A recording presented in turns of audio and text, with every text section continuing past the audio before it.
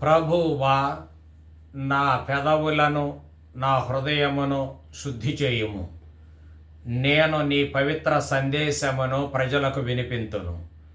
పితకు పుత్రునకు పవిత్రాత్మకు స్తుతులు, ఆదిలో వలె ఇప్పుడునో ఎల్లప్పుడునో కలుగునుగాక. సామాన్య కాలములో 20వ ఆదివారము. ప్రియమిత్రులారా, మానవలోకంలో నీతి నిజాయితీగా బ్రతికేవానికి స్నేహితుల కంటెను శత్రువులే ఎక్కువగా ఉంటారు. కనుకనే యథార్థవాది లోక విరోధి అనే ప్రయోగం పుట్టుకొచ్చింది. యేసుక్రీస్తును అంకిత భావముతో అనుసరించే వారికి ఈ సమస్య మరింత జటిలంగా ఉంటుంది.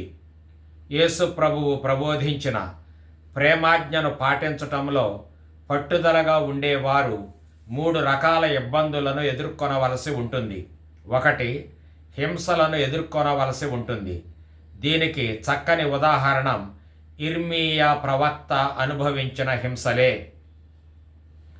ఇర్మీయా ప్రవక్త యూదుల దక్షిణ భూభాగమైన యోధా రాజ్యములో ప్రవచించాడు. బాబిలోనియా రాజు నుండి యూదులకు వాటిల్లనున్న ప్రమాదాన్ని గూర్చి హెచ్చరించాడు.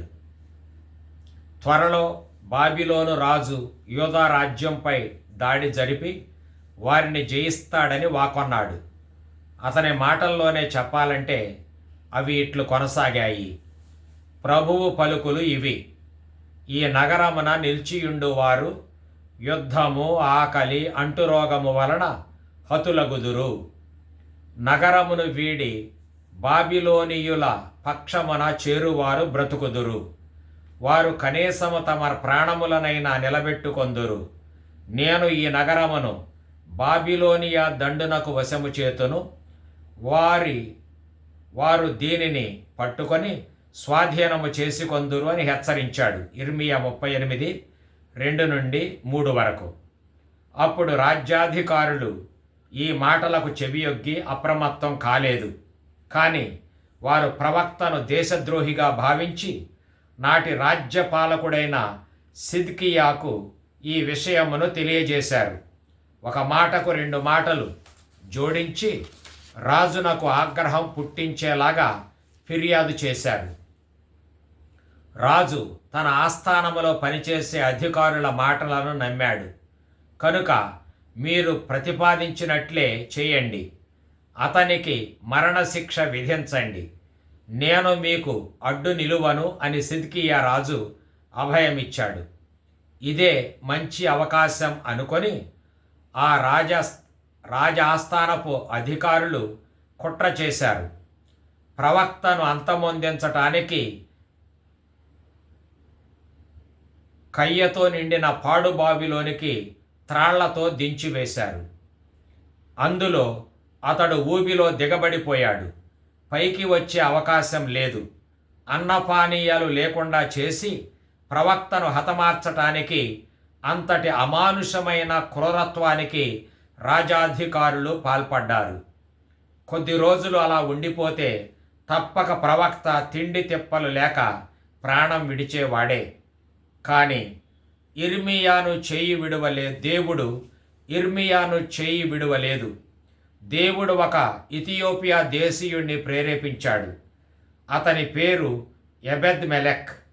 అతడు రాజు వద్దకు తిన్నగా వెళ్ళి అతనితో, రాజప్రాసాదమున పనిచేస్తున్న అధికారులు ఇర్మీయా ప్రవక్త విషయంలో ప్రవర్తించిన తీరు సమంజసం కాదు. ఈ జనులు చాలా చెడ్డ పని చేశారు. వీరు దేవుని వార్తావహుడు అయిన ఇర్మీయాను అక్రమంగా లోతైన బావి అగాధములోకి పడద్రోశారు. అక్కడ అతడు అన్న పానీయాలు లభించక ఆకటితో చచ్చును. త్వరపడి మనం అతనిని రక్షించి తీరాలి. నగరమున ఆహారం అయిపోయినది అని వివరించి రాజు హృదయాన్ని కరిగింపచేశాడు. సిద్కియా రాజు వెంటనే సానుకూలంగా స్పందించాడు. 30 మంది మనుష్యులను తీసుకొని అతడు చనిపోకముందే వెళ్ళి ఆ ప్రవక్తను బావి నుండి వెలుపలికి లాగుమని చెప్పాడు. వారు అట్లే చేశారు. అతన్ని కాపాడి ప్రాసాద ఆవరణంలో ఉన్న చెరలో ఉంచారు. ఇర్మియా 38 4-6, 8-10 వరకు.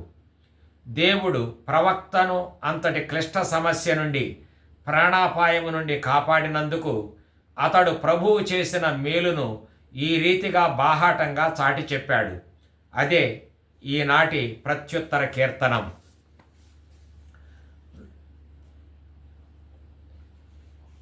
నాశనకరమైన గోతి నుండి, బురద గుంట నుండి ప్రభువు నన్ను బయటకు లాగాడు.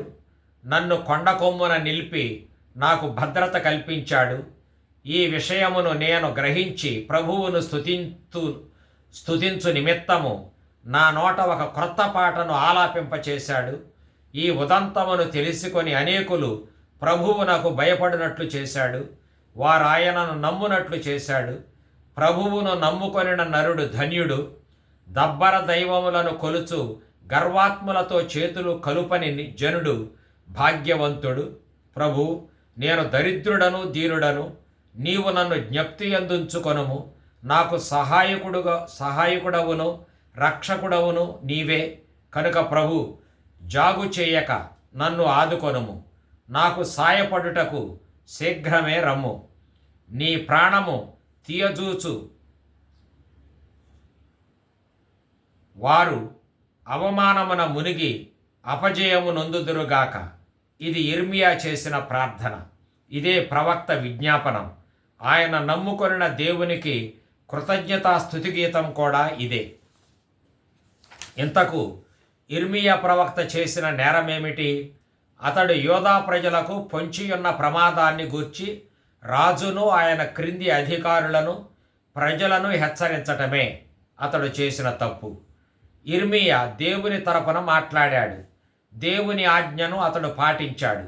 యోధా రాజ్యంపై దండెత్తి వస్తున్న బాబిలోనియా రాజు చాలా బలాఢ్యుడని, అతనితో యోధా సేనలు పోరాడటం మరింత నాశనకరమని ప్రభువు పేరిట హెచ్చరించాడు.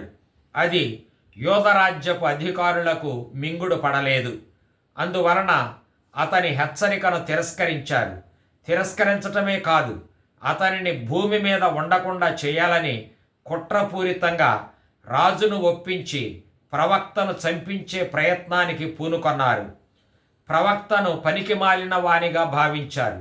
అతనిపై దేశద్రోహి అనే ముద్రను వేసి అంతమొందించటానికి నిశ్చయించుకున్నారు. అయినా ప్రవక్తను పంపిన దేవుడు చేతులు కట్టుకొని కూర్చుంటాడా? కూర్చోలేదు. ప్రవక్త తరపున కొమ్ము కాశాడు. ప్రవక్తను రక్షించుకొనటానికి మరొక ప్రవక్తను సిద్ధము చేశాడు. అతడే ఎబెద్మెలెక్ యూదుడు కాడు, అతడు అన్యుడు, ఇథియోపియా దేశీయుడు. అయినా ప్రభువు అతనిని వాడుకొని రాజు అప్పటికే ప్రవక్తకు విధించిన మరణ శిక్షను తొలగింపచేశాడు. రాజు అనుమతితో మరణానికి చేరువలో ఉన్న ఇర్మియా ప్రవక్తను 30 మంది సహాయముతో లోతైన బావి యొక్క కయ్య నుండి వెలుపలికి లాగాడు. అతని ప్రాణాన్ని దేవుని పేరిట నిలబెట్టాడు.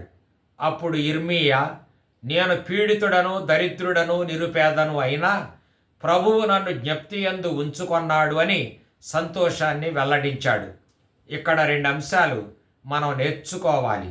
1, దేవుని తరపున మాట్లాడే ప్రవక్త పాపపు నరుల వలన హింసింపబడతాడు. అందుకు దైవజనుడు సిద్ధపడి ఉండాలి. 2, ప్రభువును నమ్ముకొని దేవుని ఆదేశాన్ని నెరవేర్చే ప్రవక్తను దేవుడు చేయి విడువక కష్టాల కడలి నుండి రక్షిస్తాడు. అతన్ని ధన్యుణ్ణి చేస్తాడు.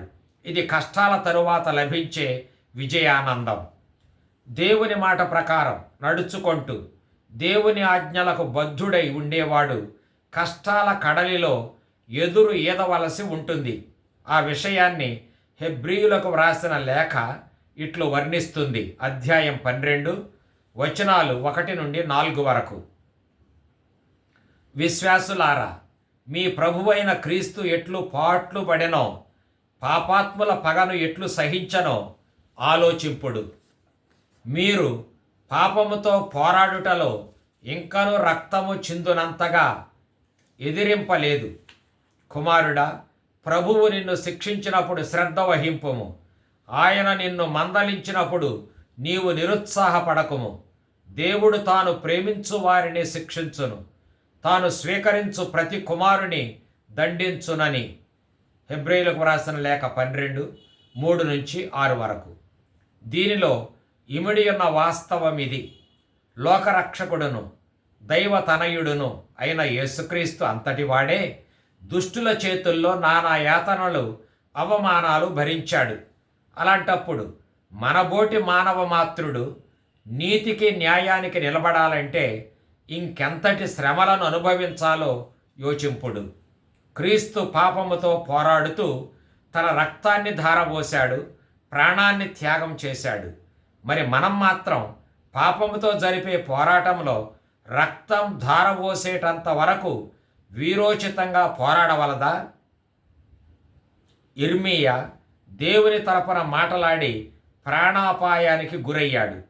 క్రీస్తు ప్రభువు పాపాన్ని నాశనం చేసే ప్రయత్నములో శిలువపై బలి అయ్యాడు. శ్రమల మడుగులో ఆయన నిమజ్జనమై శ్రమల జ్ఞాన స్నానాన్ని పొందాడు. కాబట్టి అది ఈనాడు మన వంతు వచ్చింది. మనం కూడా పాపముతో పోరాటం చేస్తూనే ఉండాలి. ఈ ప్రయత్నంలో నిర్విరామంగా సమరం జరపాలి. ప్రాణాన్ని పణంగా పెట్టి ఈ యజ్ఞములో ఆహుతులం కావాలి. అప్పుడు మాత్రమే మన తండ్రియగు దేవునికి మహిమ చేకూర్చిన వారం కాగలం. మన జీవితం విజయాన్ని సాధించగలదు. దీనిని సుదీర్ఘ శారీరక వ్యాయామము చేసి పరుగు పందెములో విజయం కొరకు పోటీపడి శ్రమించే వారితో పోలుస్తుంది హెబ్రీయుల లేఖ. సోదరులారా, మేఘము వలె ఆవరించి మనలను పెనవేసుకొని ఉన్న పాపములను వదుల్చుకొని మన ఎదుటనున్న పరుగు పందెమున నిశ్చయముతో పరుగిడుదము. మన విశ్వాసమునకు కారకుడును మనకు పరిపూర్ణతను వసగువాడును అయిన యేసు ప్రభువుపై మన దృష్టిని నిలుపుదము. ఆయన తన ఎదుట ఉంచబడిన ఆనందము కొరకై అవమానములను లక్ష్య పెట్టక శిలువను మోసి ఇప్పుడు దేవుని సింహాసనమునకు కుడి ప్రక్కన కూర్చొని ఉన్నాడు.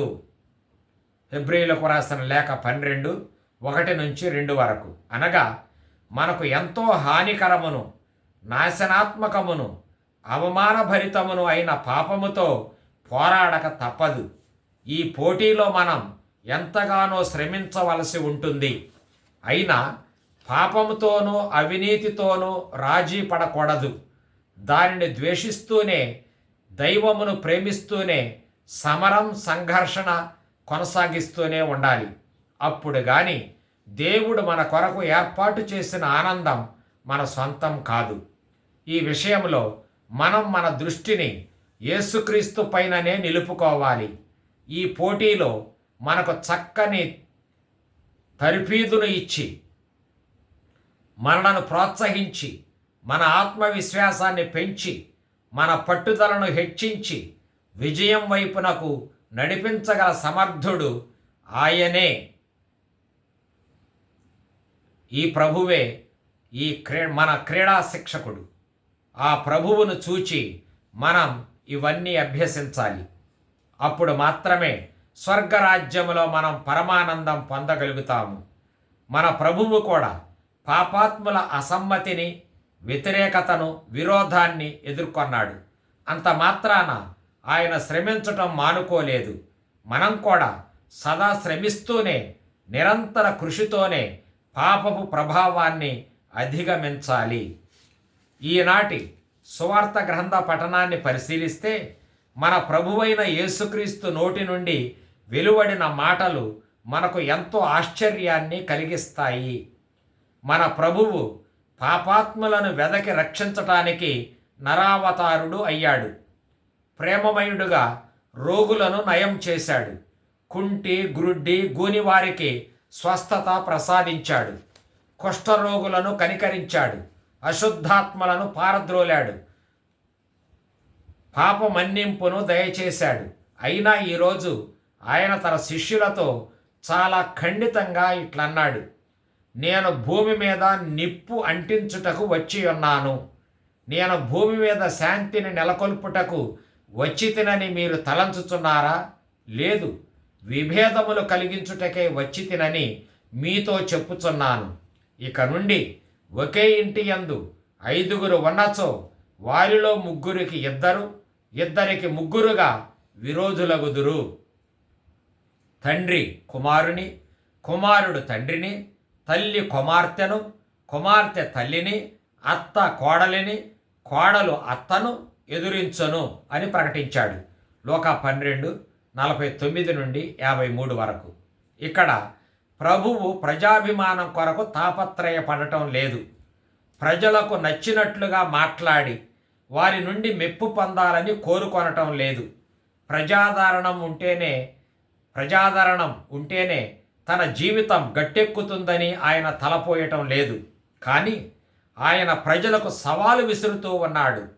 క్రీస్తు ప్రభువు మాటలను విశ్వసించి విధేయించేవారు ఇంటి బయటే కాదు, సొంత ఇంటిలో కూడా విరోధాన్ని ఎదుర్కోవలసి ఉంటుందని తెలియజేస్తూ ఉన్నాడు, హెచ్చరిస్తూ ఉన్నాడు.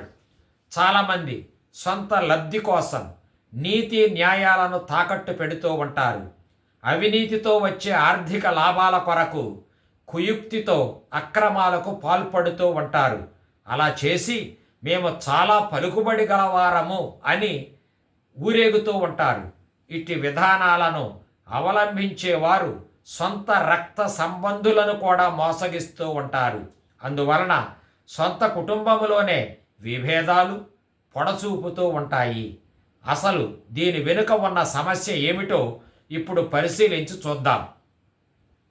యేసుక్రీస్తు నేను భూమి మీద నిప్పు అంటించటానికి వచ్చాను అని అన్నాడు.